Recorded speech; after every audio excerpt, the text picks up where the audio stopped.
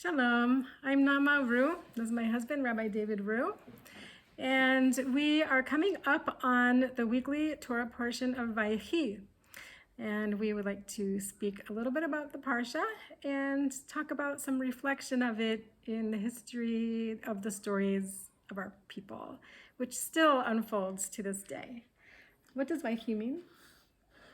And he lived. Let's talk about the life of Yaakov Avinu. It must And be that the Parsha we starts have- with that word. Yes, we have the blessings that Yaakov Avinu gave to his children, and part of it is Ad ki yavo Shiloh, until it comes to Shiloh. Rashi says until the Mashiach comes. One of the things that the rabbis in the Gemara say is that you're not supposed to make calculations based upon Sefer Daniel as to when Mashiach is going to come.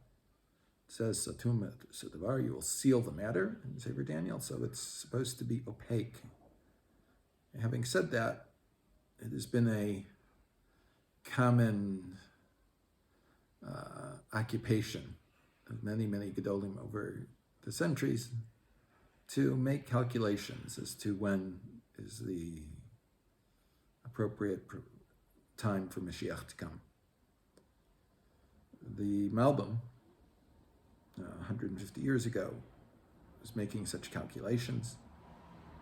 He was saying, Rebbe, all the Rishonim made the calculation, the time has passed already.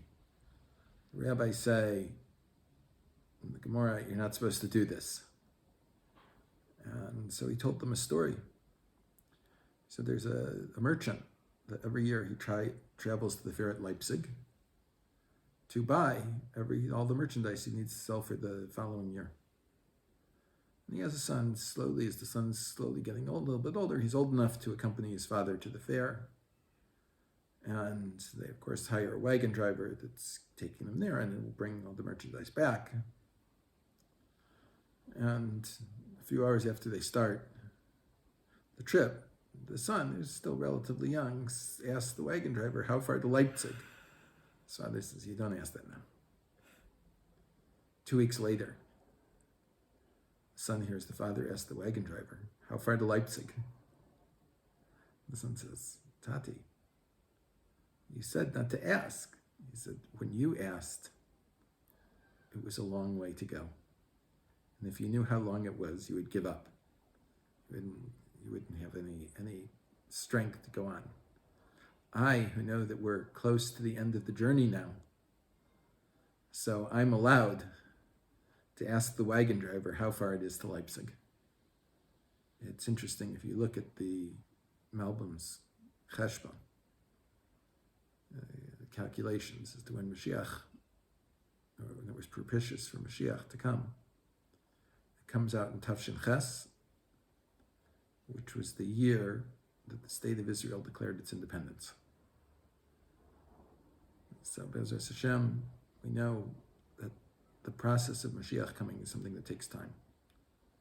We see in the Haggadah Dayenu for each of the levels of redemption that we went through going out of Egypt. And we see from the time that Klal Yisrael went out of Egypt until the Mikdash was built, which was the end of the process of redemption there, from the time we acquired our political, physical independence until we acquired our spiritual independence, was a period of over 400 years. It's not something that happens overnight. There's much more Torah that can be said about it. But for a Erev Shabbos story, this is not the time. Their entire Sfarim that have been written upon it. Ayin Od Sham. If you're interested, look more there.